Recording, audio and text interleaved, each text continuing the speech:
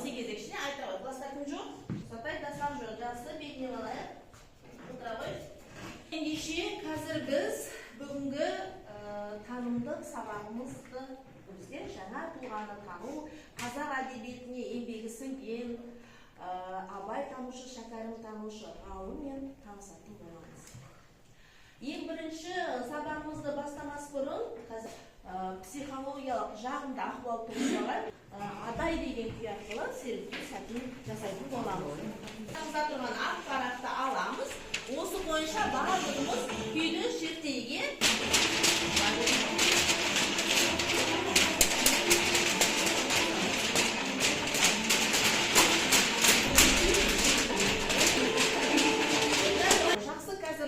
жағымды көңіл күй тудырып алдық, жақсы ахуал келістіріп алдық. Енді арғыратай алдыларыңызда тұрған пазл арқылы бүгінгі сабағымыздың тақырыбын ашуға тырысайық.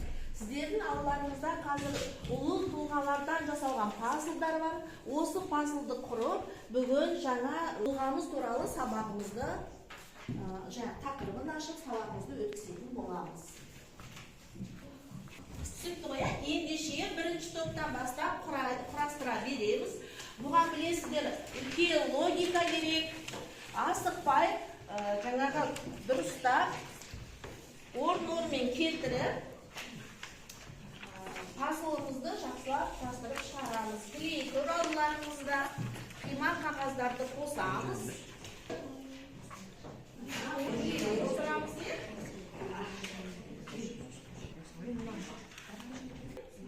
Клей жағып дұрыстап жасаймыз қане.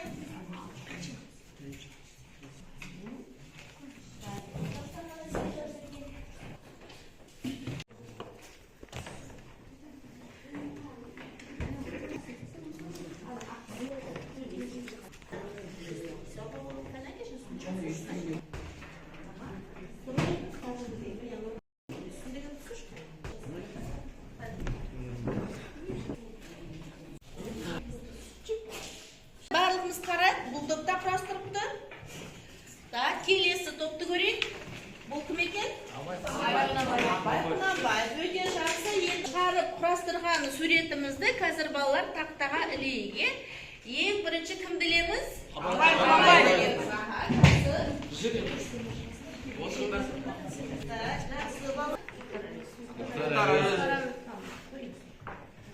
Жақсы.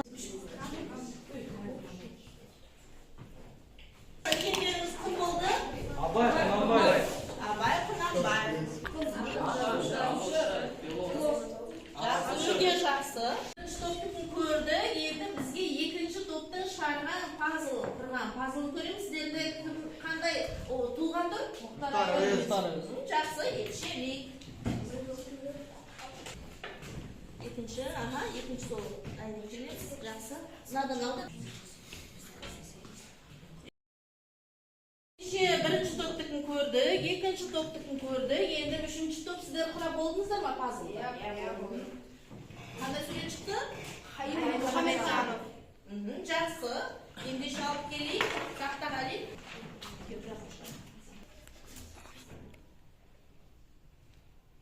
Жақсы, ендеше фотоға түсейік. Балалар, ендеше менен тақтаға сіздер өзіміздің жерлесіміз, ақын жазушыларым, мысалы Мұхтар Әуезов бізде академик, ғалым деген атағы бар. Енді Абай Құнанбаевты өздеріңіз білесіздер. Арғата бізде Қайым Мұхамедханов. Бүгін біздің өтетініміз мына өлмейтұғын артында із қалдырған деген айдармен өтіп тұрған сабағымыз осы Қайым Мұхамедханұлы. Қайым Мұхамедханұлының өмір жолын мына экранға қарап отырсаңыздар, осы жерде шығып тұр. Жалпы сіздерді бүгінгі сабақтың мақсатымен таныстырып өтетін болсам, бүгін біз осы Қайым Мұхамедханұлының ғалым, абай танушы, шәкәрім танушы, текстолог, Семей қаласындағы Абай музейінің басқарушы, Абай музейін ұзақ жылдар бойы ұстаздық қызмет еткен ақын, жазушы, драматург және әдеби аудармашы. Осы кісінің өмір баянымен танысып, бұл кісінің шығармашылығы және қоғамдағы істеген көптеген қазақ халқы үшін істеген көптеген еңбектермен танысып ендеше экранға қарайық. Мына жерде Қайым Мұхамедханұлының өмірі баяны берілген. Қайым Мұхамедханұлы 5 январь күні 1916 жылы Шығыс Қазақстан облысы Семей қаласы, қазіргі жаңа Семей деген, бұрынғы Заречный деп аталатын жерде дүниеге келген. 2004 жылы қайтыс болған. Қазақ әдебиетіндегі абайтану мектебінің негізін қалаушылардың бірі. Шәкәрім шығармаларын алғаш насихаттаушылардың бірі, әрі жарыққа шығарушы, мұхтар танушы, әдебиет танушы, ғалым, жазушы. Балалар ендеше Қайым Мұхамедханұлының өмір баянымен шығармашылығымен танысып өттік. Енді қазір сіздерге арнайы даярлаған бейне баянды көрейік. Талдап, сабақ барысында білімімізді шыңдай түсеміз. Жақсы ма? 24 жасында тарихи музей қылған Қайым Мұхамедханұлы еді. Біз бүгін Алаш арыстарының соңғы тұяғы Қайымнан қалған жәдігерлерді түгендеуге Семейге келдік.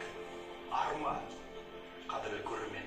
Әдебиет тарихшысы, ғалым, абайтанушы, жазушы, драматург, аудармашы. 1916 жылдың 5 қаңтарында Семей қаласында дүниеге келген. 1924 жылы жаңа Семейдегі бастауыш мектепке оқуға түсіп, 1932 жылы 16 жасынан еңбекке араласады. 1935-37 жылдары пән мұғалімдерін дайындайтын 2 жылдық курста, 1937-39 жылдары Семей педагогика институтының филология факультетінде оқиды. Институтты үздік бітіріп, мұғалімдік қызметке сонда қалдырылады. Сол кезеңде Абайдың республикалық әдеби мемориалының негізі 1718 жылы қаланған. Еліміздегі қантамырдай қадірлі түрксіб темір жолы да осы жерден басталады. Бұл қазақтың ұлыларының табаны деген қасиетті мекен. Орыстың атақты жазушысы Федор Михайлович Достоевский 5 жылдай тұрып, өзінің мәңгілік шығармаларында осында жазған. Қаладағы мәдени орынның бірі осы тарихи өлкетану музейі. Қазақтың бас ақыны Абай Құнанбайұлының бастамасымен құрылған. Генерал-губернатор үйінің ғимаратында орналасқан. Осы үйде 1917 жылы Алаш қозғалысының басшысы Әлихан Бөкейханов қала тұрғындарымен кездескен.